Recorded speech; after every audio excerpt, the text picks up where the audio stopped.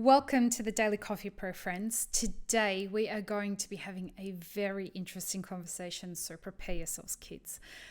We are going to be talking about the fact that coffee farmers are cutting down their trees.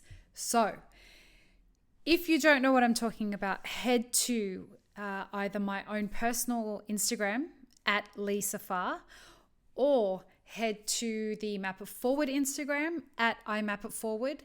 And you will see a video of a Brazilian coffee farmer macheting down his trees. And he is clearly irate in this video, and he is saying a bunch of things. And this is, so how this all came to be.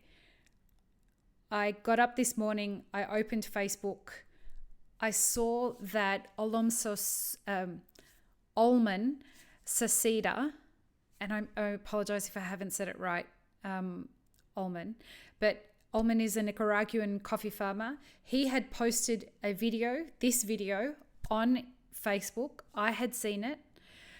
I then immediately checked the C market because every morning we post the C market price on the Map It Forward Instagram stories.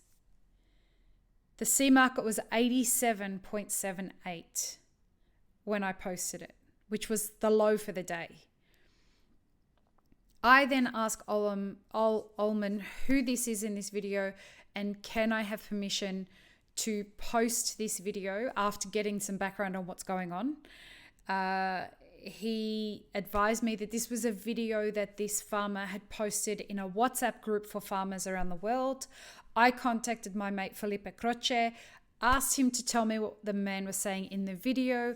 He informed me that the man was really angry and he was cutting down his trees because of the price of coffee. It was no longer affordable for him to have these trees. They were 1 year old and about to start producing coffee, but there was no reason for him to have these trees. So he was macheting them down in protest.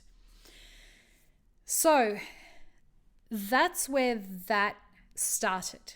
That was, and having, I sat on it for a couple of hours before I posted it. I don't want to contribute to outrage culture.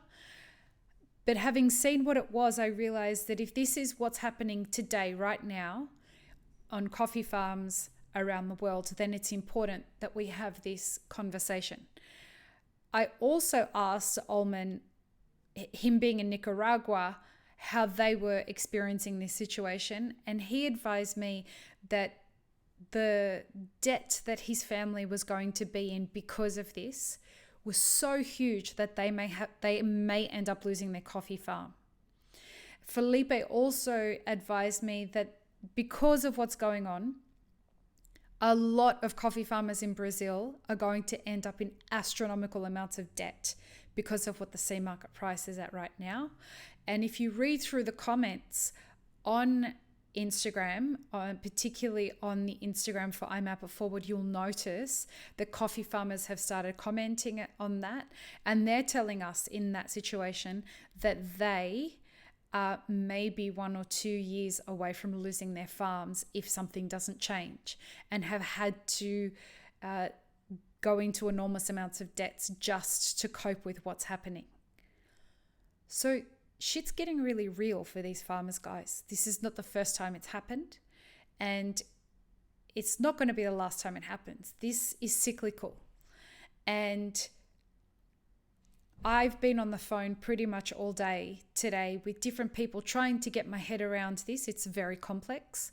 If everything goes the way that we're hoping it will go, we're going to be doing an episode of the Map It Forward podcast tomorrow with a bunch of stakeholders so farmers and importers that can come together and talk to us about their roles in this and what we're not seeing. Because there's something that is not making sense amongst all of this. And so I want to kind of caution all of us from this idea that thinking that there's one villain here, or that we can just put it down to other people, because from my conversations today, the issue isn't one person. It's not Wall Street. It's not the people who are buying the coffee. It's not the people that are growing the coffee. It's not the people who are roasting the coffee. It's not the importers. It's not the exporters. We have a problem here that is it's absolutely tied to a supply and demand economy. And that's what it comes down to. We have too much coffee in the world right now and not enough people wanting to buy it. This is driving the price of coffee as low as it currently is. And we've got a big problem. The reason is that particularly countries like Brazil, and I don't understand, I don't want to give anyone the impression that I understand this whole thing. It's why we're doing an episode of the podcast, hopefully tomorrow, to unveil and dig deep into this tomorrow. But from what I've been explained today, the big problem here is that countries like Brazil have had a couple of years of killer crops, like great yields with their crops. And now the market is just flooded. And the farmers have to move the coffee because they have to pay their workers. They have to pay the banks back. And this is getting into a really vicious cycle for them. So going on social media and saying fuck Wall Street, or going on and saying fuck the importers, or, screw this or screw that, let's just take a breath and try and understand the complexity of the situation and the nuance within that complexity before we start demonizing anyone or anything. Because until we can understand the nuance, we can't figure out what role we can play in starting to unfuck all of this clusterfuckery. So there needs to be a solution somehow. No one's been able to figure that out yet in history. What happens is the price drills really deep down, which is what's happening right now. And then once supply is restricted again, what ends up happening, the price is going to shoot back up. And so when you've got a coffee farmer that's cutting down his trees today, he's no doubt been experiencing problems for a minute, right? If that price shoots up next week, which I highly doubt it will, we're still going to have the same problems with supply next week as we have right now. But this time next year, we may not. And this price is going to shoot back up. We need to understand, as an industry, we need to understand the intricacies of what's going on. And there are very few people who understand the end-to-end complexity of all of this. The point of the Map It Forward podcast is to bring the people on board that can dissect all of this and have a discussion about it so that we can start piecing this together. The Daily Coffee Pro, which is like the little sister podcast of the Map It Forward podcast, is where we present these little thought moments, something for you to ponder. We present the challenges. We present some things that you can think about. This is a big one. This is a really important historical problem that our industry is having. But it's not just our industry. This is a commodity issue. And it simply comes down to supply and demand. But the complexity of that is very, very intricate. And so I'm going to find the right people to bring together so that we can have these conversations, so that we can start understanding it. I'm not going to know how to bring people together for a solution until we have the right people that can help us understand the problem.